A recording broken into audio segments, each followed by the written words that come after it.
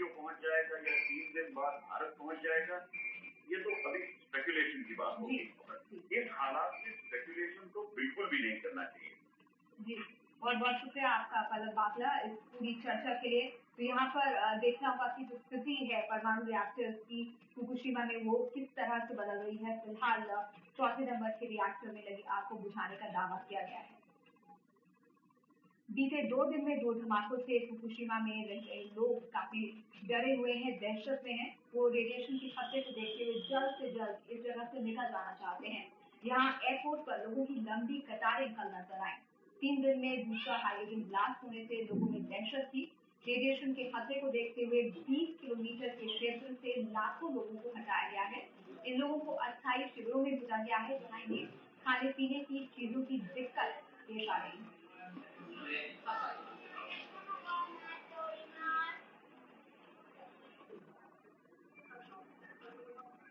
एक तरफ रेडिएशन का खतरा तो दूसरी तरफ भूकंप और सुनामी के बाद बचाव का काम, दोनों ही मोर्चों पर जापान सरकार काम कर रही है। सेंदाई शहर में राहत और बचाव का काम जोरों पर चल रहा है। सुनामी से तबाह हुए घरों और कारों में फंसे लोगों के शवों को निकालने का काम जारी है। जापान के मियागी इलाके में कल 2 तटों पर लगभग 2000 शव पाए गए। दुनिया भर के देश इस संकट की घड़ी में जापान की मदद के लिए आगे आए हैं।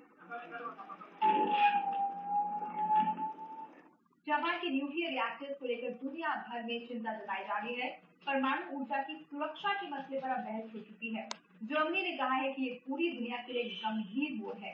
जर्मनी की चांसलर एंजेला मर्केल ने अपने न्यूक्लियर रिएक्टर्स की सुरक्षा मापदंडों की समीक्षा की बात कही है। स्विट्जरलैंड ने सुरक्षा इंतजामों के पुख्ता होने तक नए न्यूक्लियर रिएक्टर्स का काम भी टाल दिया है।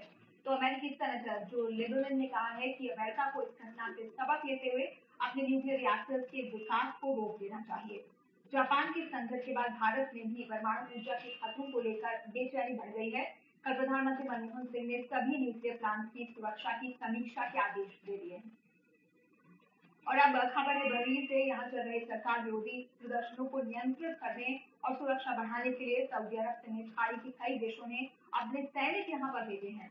बहरीन के अधिकारियों का कहना है कि उन्होंने खाड़ी सहयोग परिषद के 6 सदस्य देशों से मदद मांगी है।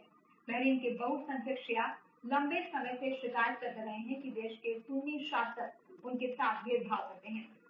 इजिप्ट और ट्यूनीशिया में जनविद्रोह के बाद बहुसंख्यक शियाओं का हौसला बढ़ा और वो सड़कों पर उतर आए। प्रदर्शनकारियों ने कल फाइनेंशियल सेंटर पर कब्जा जमा लिया। कुछ ही पलों में लौट रहे हैं। आगे आपको बताएंगे पुलिस ने छत्तीसगढ़ में 30 नक्सलियों को मार गिराने का दावा किया।